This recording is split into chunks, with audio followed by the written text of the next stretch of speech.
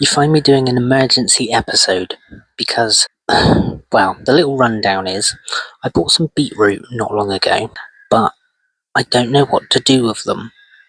And I still haven't really looked into how to grow them, but they're getting a lot bigger by themselves, which is good and bad at the same time, because great, they're growing, but I don't know what to do with them from here. So today we're going to have to look into planting them. So, oh God, I don't know why I do this to myself. Right, so I suppose to take these beetroot and plant them, I guess. Look at them. Now, like I say, this is a bit of an emergency because they have grown since I got them. Yes, well done. That is what plants do. Yeah, very clever. But what I mean is, they've grown a lot quicker than what I expected them to because they're only in a little seed tray. So, I mean, look how healthy they're looking. I mean, it's brilliant, like I say. But I just didn't expect them to grow this quickly. That's the dilemma I have here. So now we have to learn very fast how to look after them. And I've done no prep work. I've had no time to do this. Oh, God. Let's have a look at what this says. So it's a beetroot boltard. I don't know what that means. This is a traditional early to main crop variety and it's resistant to bolting. What's bolting? What's that? What is that? What's bolting? It produces perfect globe beets with excellent flavour and colour. Plant in the spring in open ground or containers. We'll obviously go for the containers, as you know, small garden, all of that jazz. Remove seedlings from the modules and plant each clump 15 centimetres apart. They will naturally push apart as they grow. Don't overwater them. Shit. I've actually watered them quite a lot. Well, it's obviously not a bad thing, they're growing really big. Don't overwater them as this can lead to overproduction of leaves. Oh shit. I think I've fucked up already then, haven't I? Would you count this as an overproduction of leaves? I think this little clump here might be. Look at that, that's really healthy. That's really good. Well, I'm happy with it though. But why would that be an issue? I don't see that being an issue. An overproduction of leaves. Crops from June onwards or earlier for baby beetroot, thinning them out as you harvest them. Well, there we are. So it sounds pretty simple, doesn't it? So just pop them in a container like I have with everything else. But what was bolting? What's that? Bolting. Bolting? Anyone? Am I going to have to Google this? I think I might have to. Define bolting. This is the definition of bolting. The action of driving long metal pins into a rock face so that ropes can be attached to them. I don't know why I always do this. What does bolting mean in plants? According to RHS, bolting is the term applied to vegetable crops when they prematurely run to seed, usually making them unusable. A cold spell or changes in day length initiates this behavior. Apparently it can affect a wide range of vegetables including lettuce, spinach and fennel.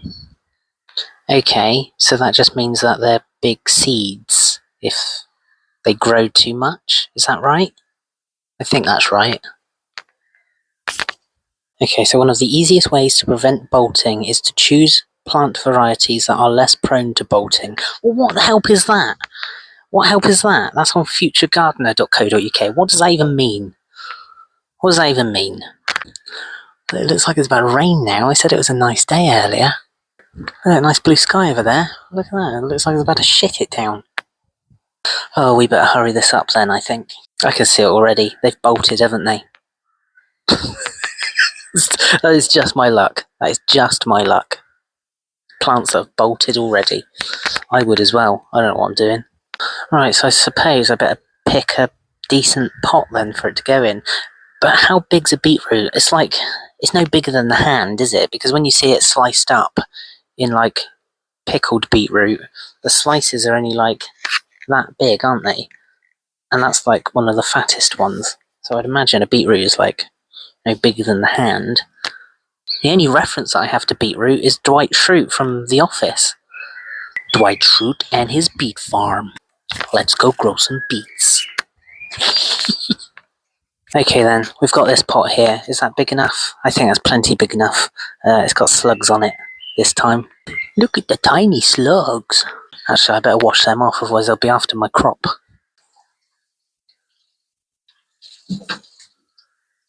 So now I guess we better fill it up with compost and then add in the little seedlings. Shall we? Just normal compost, I imagine, will be fine. What beautiful compost. I wonder if there's a special type of soil that you need to grow beets in. Not a clue. Well, it sounds like Amy's just arrived home. Wonder if she's brought me any presents. So what I'm doing is I'm just taking the lumps out of the soil again, so it's just easier for the roots to make their way through the pot, I assume. Look at that. My hand's barely dirty. Yeah, I've been breaking up the compost. It's very clean stuff, this is. It's really nice to handle. But maybe I need some vermiculite, because it goes dry very quickly. Ah, she's brought presents. I knew it. She's got a pizza box. What pizza is it? It's not pizza. That's a shame, that. That is a shame, that. Ah, it's leftover food. That is like recycling, but better, in my opinion. Wow, what have we got? What is this? Do you want to have a look? This isn't a part of gardening now, is it? Oh my goodness. There's so much salami. Check this out. This is brilliant. I mean, come on. This is alright, isn't it? I better continue rather than eat all the goods that she's just brought back. Let's continue. I've got chorizo in my teeth. Hopefully soon it'll be beetroot in my teeth. I remember back along when I was a kid, I heard a rumour. Actually, I think it might have been on Basil Brush or something like that. But they said that if you eat too much beetroot, your weed turns pink. Is that true? Anyone? Has that ever happened? Comment down below if that has happened. I don't know if I was just pulling my leg on that one. Anyway, now I need to transplant these into the compost. So how far down do I go? I would assume just as deep as the pot is, so about that much, a few inches.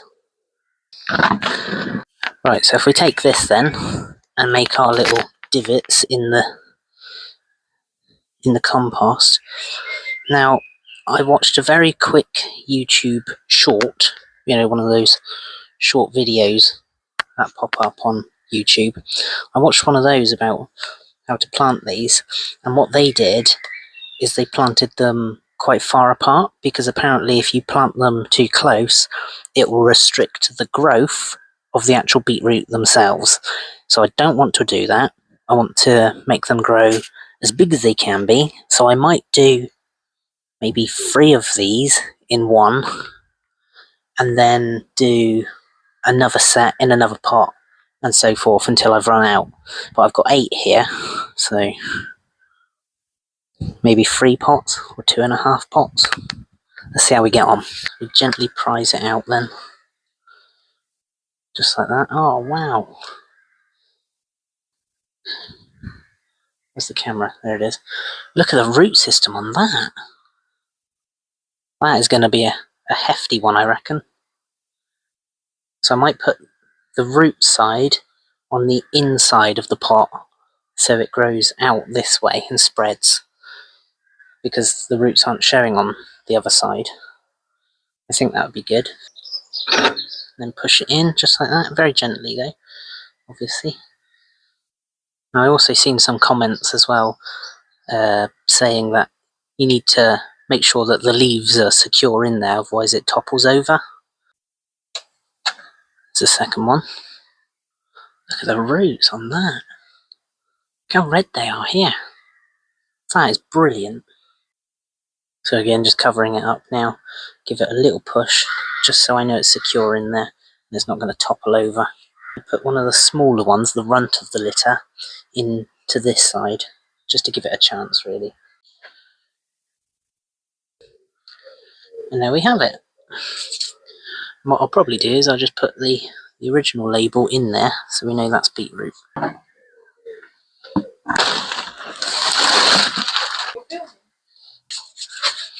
So that's the compost all ready to go in this one.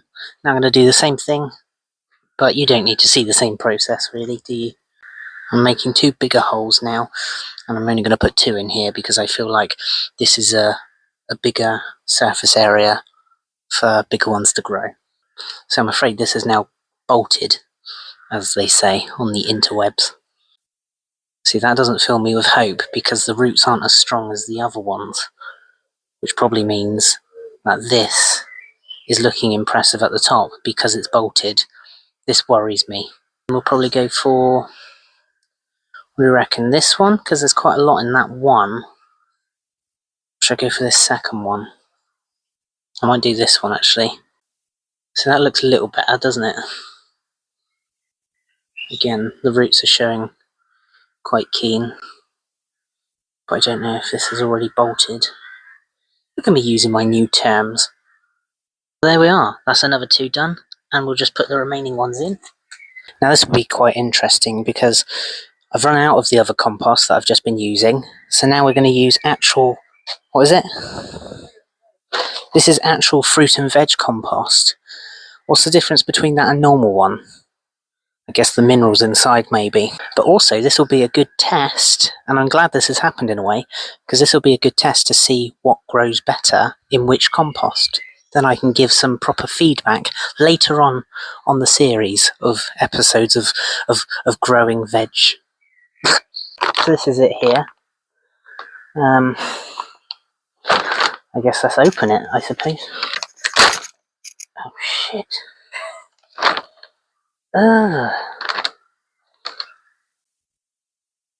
What is that? There are so many bugs in here. And there's weird stringy bits as well. Look at all these bugs here. Can you see them moving? Ugh. That can't be good, can it? That's not good. I don't think I want to use this. Well, we've got some multi-purpose compost, and that's the last bag in the garden. Oh, I don't really want to have bugs on my beets. No, I'm not happy about that. I'm going to use the other compost. So actually, what this will show is the difference between an own brand garden centre bag of compost against a well-known brand of compost, which I think is actually better for flowers, but we can still see the difference. Let's have a look. It's the multi-purpose compost, the old classic Westlands, my favourite. I'm not being advertised, by the way, but if you feel like sponsoring this channel, then get in touch. Good news, no bugs. Although it is very lumpy. Well, we can handle that, can't we? Another new pot. Just realised it's got no holes. Do I need to drill holes? It's probably wise to drill holes, isn't it? Amy's just going to get the drill now, so that's handy. Thanks, babe. Luckily, these sorts of pots already have guidance holes, so that's good.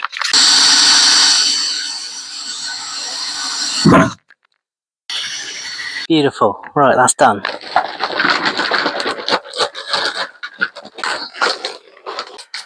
So here we are. Big old lump there, but that's okay. About to break that down. So this has been sat out in the garden for at least a few months, I think, since we last bought compost. So it's a little bit wet, but the bag has actually kept a lot of the rainwater out. Although, you've probably noticed already, not as clean as the other stuff, but that's okay. All broken up. The colour difference as well. A lot darker. And I've noticed there's more twigs and things inside this one. We can't grow anything with twigs, can we?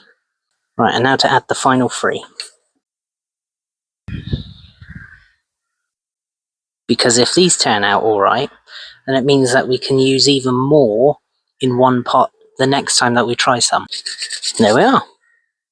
I think I will have to wash my hands before I handle the camera again though. Right, hands are clean and the beetroot is now done. So let's see how that does. Hopefully well. And join me in another episode. I'm going to go water them and put a label in and all of that nonsense.